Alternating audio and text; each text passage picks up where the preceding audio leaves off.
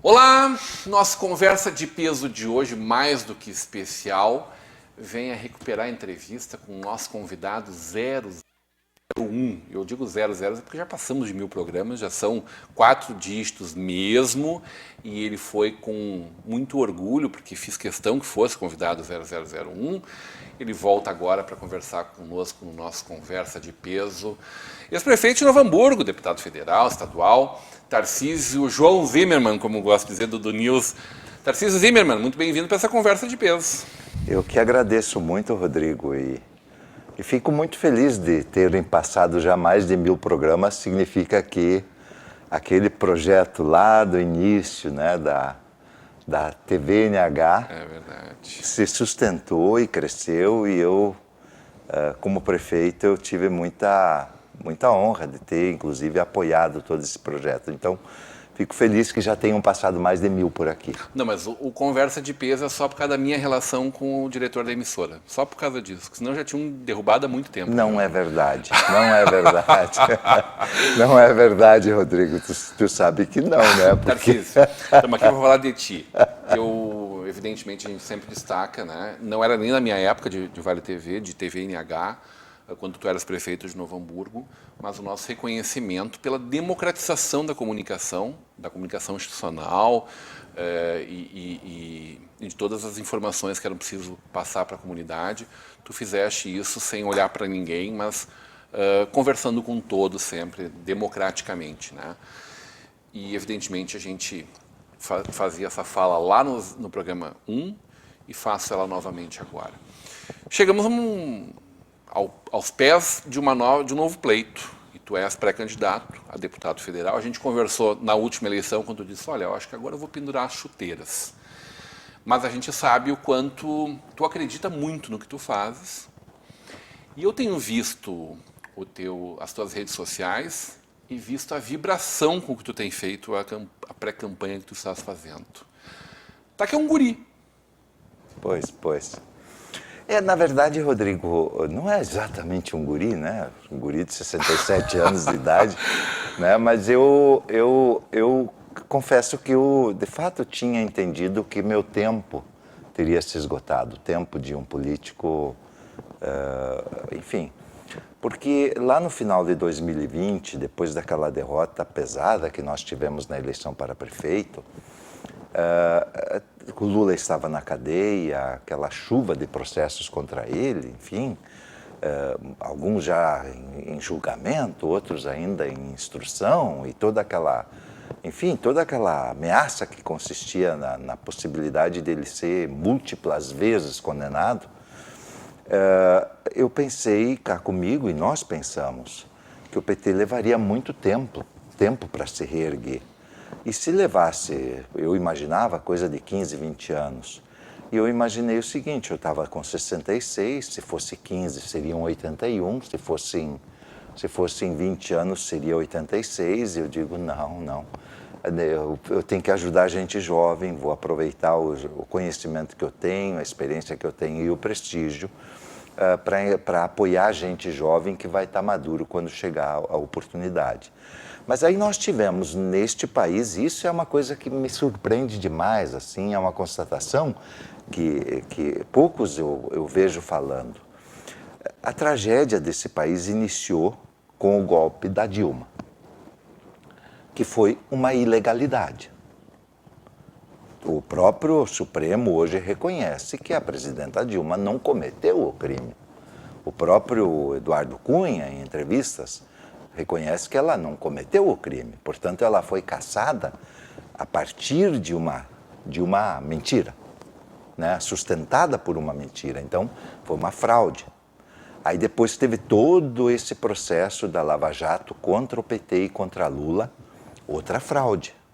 Quem diz isso é o Supremo Tribunal Federal, quem diz isso é o Tribunal da ONU, que diz que foi uma fraude, segunda ilegalidade, patrocinada aí por todos os poderes, pelo poder legislativo, pelo poder executivo, depois do golpe contra a presidenta Dilma, pelos militares, pelo Supremo, né?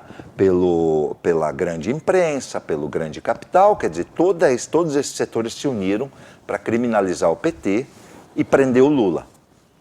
E num processo eivado de ilegalidades que nós já na época denunciávamos. E hoje está comprovado isso. E aí, a realidade que nós vivemos hoje no país, a gente deve a uma terceira ilegalidade, que foi aquele hacker que entrou nas mensagens do Moro e do Dallagnol e dos outros procuradores e que não era um bandido, porque ele podia ter vendido isso a milhões e milhões de reais. Mas não, ele entregou para um site chamado The Intercept, o mais canhoto de todos os que tem e que tem potência para isso. E é isso que produziu a realidade que trouxe o Lula de volta.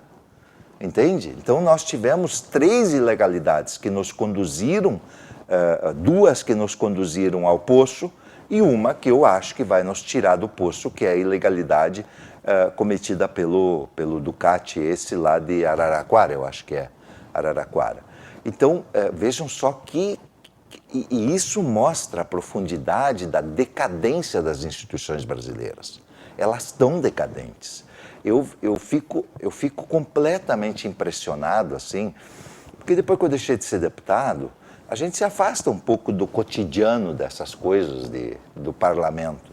Mas eu fico completamente impressionado em ver que hoje a Câmara dos Deputados e o Senado só se movem por dinheiro. Não tem mais projeto político lá naquelas casas. Não tem quem pense um projeto de nação, quem pense um projeto, vamos dizer assim, de longo prazo, como que o país vai ser soberano, como é que o nosso povo vai ser mais feliz. Não, é só dinheiro, é emendas individuais, emendas de bancada e agora o orçamento secreto. No meu tempo não era assim, a gente discutia política. E a gente discutia política na base também, hoje não. Hoje não tem mais discussão política na base. O que tem hoje na base é o sujeito chegando, porque os deputados hoje têm uma fortuna em emendas. Cada um, este ano, opera, só de individuais, 16 milhões e 300 mil reais e chegam todas as lideranças e dizem assim, ó, tu pega 100 mil aqui de uma emenda para tal coisa, mas diz que foi tu que arrumou o dinheiro. E aí tu me apoia para deputado. Eu nunca tinha imaginado que nosso cenário político tivesse também tão deteriorado. E aí, quando o Lula volta, eu sempre fui um sujeito que se moveu por ideais, sempre se moveu por compromissos e tal. Eu nunca fui um cara que gostasse de dinheiro.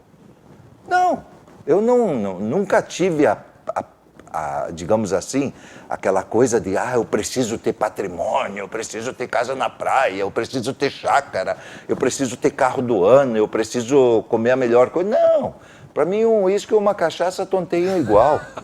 Entende? Entende? Então é uma bobagem isso das pessoas que se agarram ao dinheiro. Eu sempre optei, como diz o Lula, nós temos causas. E minhas causas, elas ficaram muito nítidas na minha trajetória. Eu sempre tive a causa do povo trabalhador como centro, né? Sempre tive a causa digamos assim, da dignidade da vida humana como centro, e isso continua sendo. E aí, então, eu aceitei o desafio. Eu achei impressionante, esses dias nós conversando, tu me disse que algumas fichas caíram para ti agora, de coisas, de ações, de atitudes que tu tomou lá atrás, quando tu eras um funcionário muito bem estabelecido do Banco do Estado do Rio Grande do Sul, o concursado, né? E tu disse assim, puxa vida, naquele momento eu caí no jogo e eu tive a hombridade de sair do jogo e fazer uma escolha que talvez tenha sido prejudicial à tua família, a ti mesmo, que era abrir mão do dinheiro como a coisa primeira, para construir aquilo que tu acreditava, né? Quando a gente fala da juventude, é óbvio que o corpo não acompanha a mesma vibração da mente, mas me parece que essa vitalidade está muito presente. Está renovada em ti essa vitalidade? Eu brinco com as pessoas mais próximas que eu sou a melhor versão do Tarcísio. Porque eu junto hoje uma experiência importante de ter ocupado diferentes espaços do serviço público, junto a algumas derrotas, isso ajuda. O fato de Elas calibram? Na verdade, o problema da gente ser permanentemente autoridade é sério. É sério, a gente perde um pouco a percepção da vida como ela é. Da vida como ela é. Porque a autoridade está sempre meio que numa redoma, né? As pessoas sempre se inclinam perante essa pessoa, sempre tratam ela como um ser, enfim, especial. E o fato de eu não ter me eleito foi muito bom, porque eu pude olhar as coisas de fora, né? Pude olhar melhor o cenário de fora, e isso para mim foi muito bom. Também eu tive muitas atribulações pessoais nesses últimos anos, e isso também, de alguma forma, humaniza a gente, né? Humaniza mais a gente percebe um pouco mais a fragilidade da gente mesmo e a necessidade de ser mais compreensivo, de ser mais generoso e tal. Então, é por isso que eu digo, eu sou a melhor versão de mim mesmo. Mas eu sempre tive um pouco essa percepção assim de que não valia a pena eu jogar minha vida para juntar dinheiro. Não valia a pena, que a minha vida poderia ter outro significado. Então, lá na juventude, quando eu optei por sair do banco, e olha que eu era um cara jovem, de 31 anos, que já tinha carro do ano, que tinha casa paga em Porto Alegre, que tinha telefone celular que ninguém tinha naquela época, nós estamos falando de 85, né? Eu tinha telefone convencional, que também muito poucos tinham. Enfim, que tinha já uma boa poupança, etc. E tal. Quando eu resolvo sair do banco para ir trabalhar como assessor sindical lá no interior, na verdade, eu fiz uma opção muito séria na vida, né? E que, evidentemente, que eu compartilhei com a minha companheira Silvia, os meus filhos ainda, o Matheus só era nascido, o Guilherme nasceu lá em 3 de maio, e a partir dali, então, de fato, minha vida ganhou um significado muito mais de serviço para os outros, né? Um serviço para os outros, né? Quer dizer, não era mais para mim. E isso eu fiz a vida toda. A partir dali, eu fiz a vida toda. Quer dizer, eu eduquei milhares de pessoas, eu formei quer dizer, fiz formação política para milhares de pessoas, fiz formação sindical para milhares de pessoas, ajudei a organizar o movimento sindical, ajudei a organizar o PT, ajudei a organizar o movimento do Sem Terra, do movimento de mulheres, enfim, contribuí com vários movimentos sociais. E hoje eu sou um sujeito que está novamente aí, porque tem um projeto para o país. Fundamentalmente, nós temos um projeto para o país. O que te mobiliza nesse momento é a volta do presidente Lula? E a possibilidade de reconstruir um projeto para o país. Tu sabe, Rodrigo, eu, por conta das circunstâncias de ser deputado federal, depois prefeito... Preciso. Vamos conversar sobre isso na volta do intervalo. Pois não. Hoje, numa conversa de peso com o ex-prefeito de Novo Hamburgo, Tarcísio Zimmermann.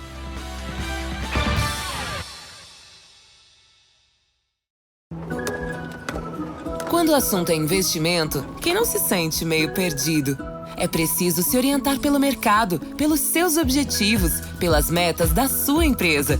Por isso que é tão bom contar com o Sicredi, para guiar você na direção certa. Temos poupança, fundos de investimento, renda fixa e previdência. Invista com a gente. Sicredi, aqui seu investimento rende mais do que dinheiro.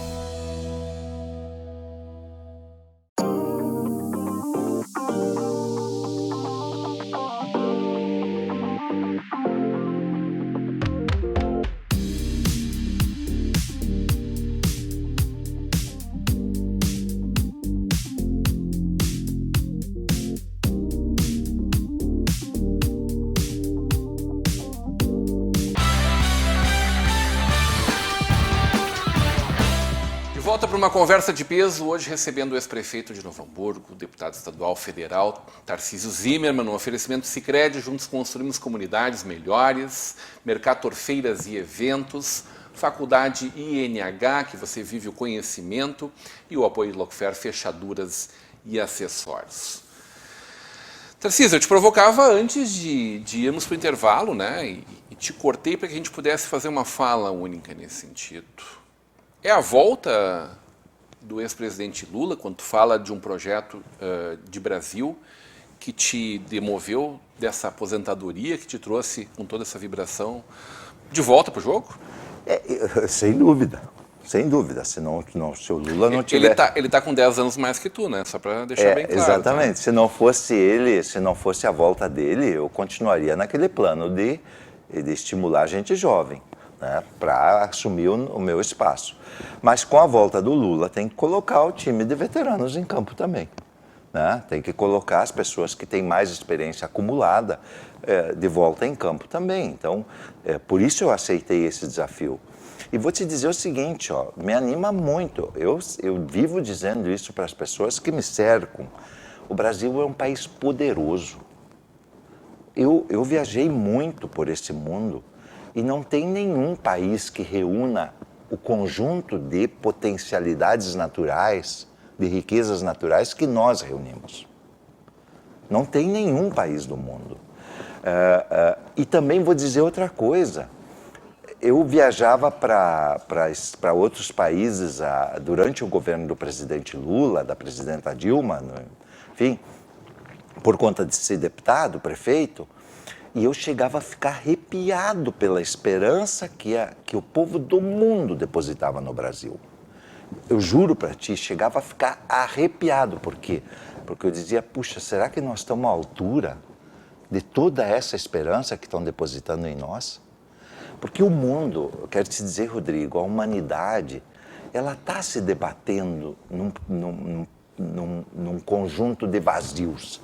Né? Vazios, o consumismo exacerbado, toda essa questão da destruição ambiental, toda essa questão do crescimento da desigualdade social, todo esse problema da volta do ódio, da volta das discriminações, dos preconceitos, tudo isso não são coisas tão novas assim, já existiam antes, mas elas recrudesceram muito e aí eles olhavam para o Brasil e diziam, puxa, lá tem um governo que está acabando com a fome, lá tem um governo que está distribuindo a renda. E aí as pessoas olhavam para nós com esse ar de esperança, porque viam surgir aqui. E nós fomos decepados pelos Estados Unidos. Eu não tenho nenhuma dúvida disso. Eles não iam deixar se criar um gigante aqui no Sul. E o Brasil estava caminhando para ser um gigante. Porque quando nós entramos nos BRICS e nos tornamos, não somos o maior parceiro, BRICS, né? Brasil, né? Rússia, Índia, China e África do Sul. Quando nós entramos, nós não somos o maior país, não somos a maior economia, mas nós éramos os que dávamos a dinâmica dos BRICS. E quando os BRICS criam um banco que tem mais dinheiro do que o Banco Mundial, né, que tem mais potencial de alimentar a economia de países do mundo do que o próprio Banco Mundial, aí os caras disseram, o que esses caras vão fazer conosco? Os americanos disseram, o que esses sujeitos vão fazer conosco? Vão acabar com o dólar. O dólar vai deixar de ser a moeda mundial? Como é que nós vamos poder emitir moeda aqui sem lastro para as trouxas ter que pagar? É isso que está acontecendo no mundo. Os americanos terceirizam todas as crises para nós emitindo dólares. E, de repente, nós estávamos liderando um processo que poderia levar ao enfrentamento da potência norte-americana, não militar, mas ao desmascaramento dessa opressão que o dólar exerce sobre a humanidade e que os Estados Unidos exercem sobre a humanidade. E é por isso que eles vieram aqui e deram o golpe na Dilma e prenderam o Lula. Eles não vão conseguir fazer a mesma coisa de novo, porque... Como é que o PT chega nessa eleição e o que é possível fazer diferente, melhor em 2022, ou a partir de janeiro de 2023? Eu não sei, assim, não posso te dizer com certeza. Eu acho que nós vamos retomar uma série de políticas. O Lula tem dito que a sua prioridade voltará a ser a fome, né? Não há como a gente arrancar esse país sem resolver o problema da fome. Então, nós vamos ter que trabalhar nessa perspectiva de resolver o problema da fome, mas nós vamos pegar um país muito, muito desconstruído. eu falo muito mais assim desconstruído do ponto de vista institucional mesmo, assim. Tudo muito mais apodrecido, muito menos, digamos assim, orientado por uma visão de país, de povo, de necessidades, enfim, de resolver problemas. Então é um país muito mais egoísta nas suas elites. Agora, por exemplo, esse negócio que o Supremo está querendo impor aí de ter um cambalacho aí de receber os quinquênios atrasados, né? Aprovar uma emenda constitucional que garanta aos juízes que vai custar 7 bilhões de reais por ano aos cofres públicos. Não é uma vergonha, né? Não é isso que é uma vergonha, tudo é uma vergonha.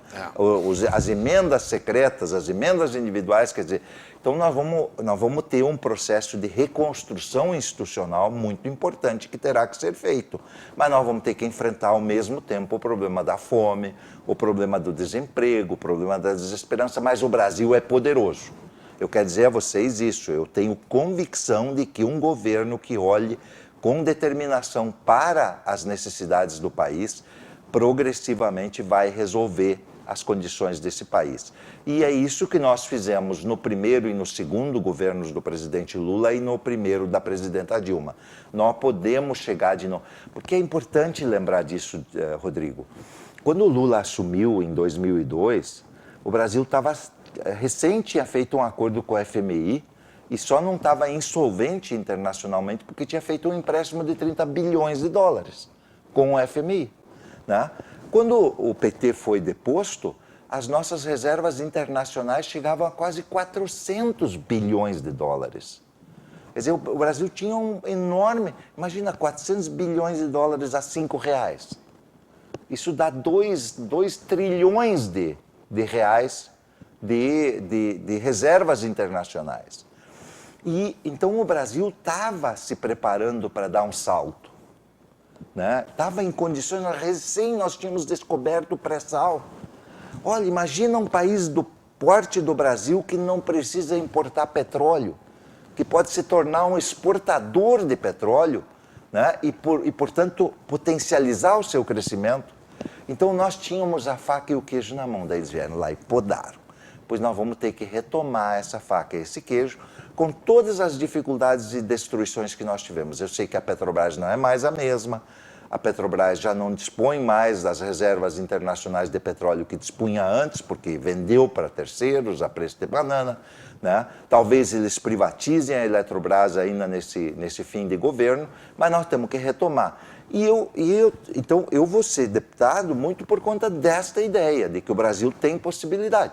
Mas também quero ser um deputado que olhe para essa região. Eu fui um cara muito regional durante os governos do presidente Lula. Eu fui o deputado do calçado, quer dizer, não teve nenhuma conquista importante de trabalhadores e empresários do calçado que não tivessem passado pela minha mão, desde parcelas adicionais de seguro-desemprego, num período de desemprego que nós tivemos lá em 2004, 2003, 2004, quanto também a imposição de cotas de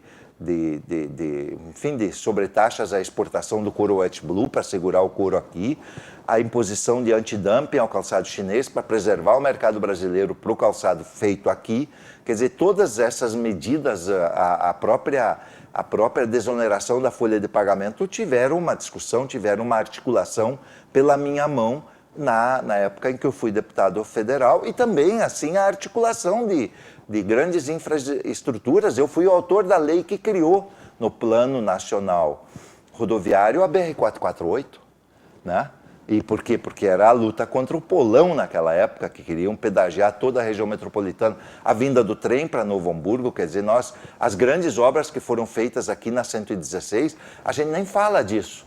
Mas eu fui deputado federal nos 2 primeiros anos do governo do presidente Lula, no último ano do Fernando Henrique e os 2 primeiros junto com o Vanazzi. E nós dois lutamos 2 anos para conseguir a segunda alça do viaduto da João Correia, na BR-116. Imagina. Quantos viadutos foram feitos depois disso? Né? Quantas coisas foram feitas num período posterior, graças exatamente a essa nova dinâmica que o país adquiriu. É isso que nós precisamos voltar a ter. Esta nova dinâmica para enfrentar o problema da fome, para enfrentar o problema da miséria, para melhorar a vida das pessoas de novo. Muito bom, sempre bom conversar contigo e, evidentemente, ter de ti a tua visão de mundo. E estava curioso para saber o que o Tarcísio, deputado federal, poderia emprestar de novo, né, de refresh em tudo isso. Me parece que o mais óbvio é poder fazer muito mais daquilo que já foi feito. Porque, como eu disse, eu sou a melhor versão de mim mesmo. Mais maduro. Tem aquele ditado que diz que o diabo é sabido não é de inteligente, é de velho. Então, e a verdade, a gente aprende muito com a vida, a gente aprende muito com a experiência. E eu tive isso muito grato ao povo de Novo Hamburgo. Pô, um guri que veio aqui, assessor sindical dos sapateiros, né, ter sido deputado federal, prefeito, secretário de Estado, presidente da Corsan, deputado estadual. Quer dizer, eu digo para as pessoas, eu pessoalmente não preciso mais nada. Para um guri que nasceu lá no interior de Santo Cristo, eu já fui ao céu diversas vezes. Mas eu acho que tem muita gente que precisa e eu ainda tenho fumo na corda. Patrícia nem sabe essa história, mas a gente era companheiro disputando, na verdade, o espaço daquela poltrona lá do centralão, lá no fundo, no meio, porque era onde as pernas dos grandão ficavam melhor. Eu chegava um pouco mais cedo e normalmente ganhava dele essa aí. Mas numa época, Tarcísio, onde a gente demorava às vezes 2 horas para ir a Porto Alegre. Né? Exatamente. Não que hoje o trânsito seja uma maravilha, estamos aqui com gargalos, mas com certeza a vida da gente já foi bem dura. Sem dúvida. E hoje, se a gente quiser em 1 hora, vai pelo trem. Vai de trem, menos de 1 hora. Obrigado, ex-prefeito, deputado federal, estadual, Tarcísio Zimmermann. Um abraço, muito obrigado pela oportunidade. Seguimos. No oferecimento Sicredi, Mercator Feiras e Eventos, Faculdade INH, Enlocofer Fechaduras e Acessórios. Hoje uma conversa de peso com o ex-prefeito de Novo Hamburgo, Tarcísio Zimmermann. Continue agora com a programação da nossa Vale TV, da nossa rede comunidade de televisão.